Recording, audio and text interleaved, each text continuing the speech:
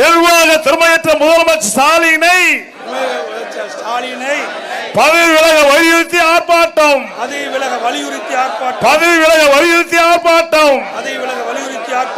ராஜினாமா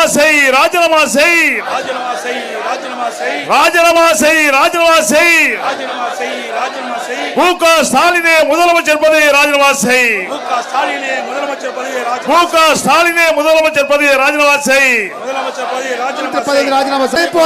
திமுக நிர்வாகிகளே துணை போறாங்க.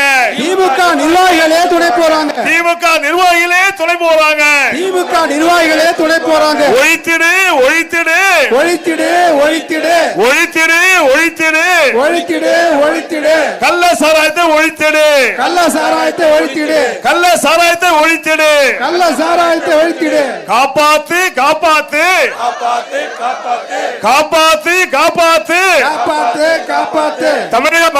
காப்பாத்து. தமிழக மக்களை காப்பாத்து. இந்த கள்ளச்சாரை விற்பனை செய்தவர்கள் யார்? இதற்கு உடந்தையாக இருந்தவர்கள் யார்? இவருக்கு துணை போனவர்கள் யார்? அரசுடைய கவனத்திற்கு கொண்டு வருவதற்காக சட்டமன்றத்தில் பேசுவதற்கு எத்தனையோ முறை நாங்கள் வற்புறுத்தி சட்டப்பேரவைத்தில் வேண்டுகோள் வைத்தோம்.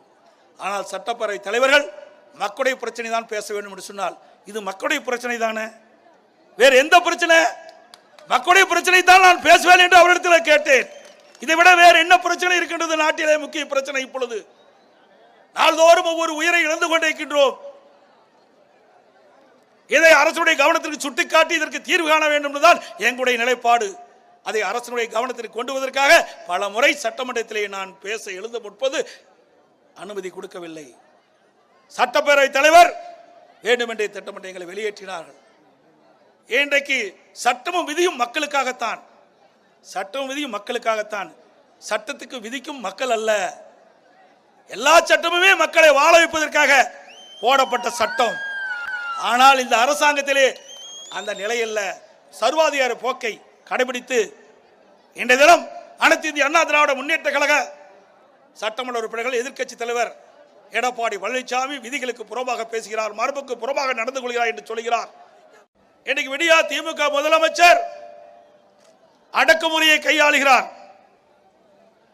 இப்படி பாதிக்கப்பட்ட தாழ்த்தப்பட்ட மக்களுக்கு நீதி கிடைக்க வேண்டும் என்பதற்காக அனைத்து இந்திய அண்ணா திராவிட முன்னேற்ற கழகத்தின் சார்பாக அனைத்து மாவட்ட தலைவர்களும் ஆர்ப்பாட்டம் நடைபெறும் என்று அறிவிக்கப்பட்டு ஆர்ப்பாட்டத்தை நடத்துவதற்கு இன்றைக்கு இடையூறு செய்து கொண்டிருக்கின்றார்கள். இங்கே கூட இரவு மேடை போடப்பட்டது. அவசரமாக அந்த மேடை அகற்றினார்கள்.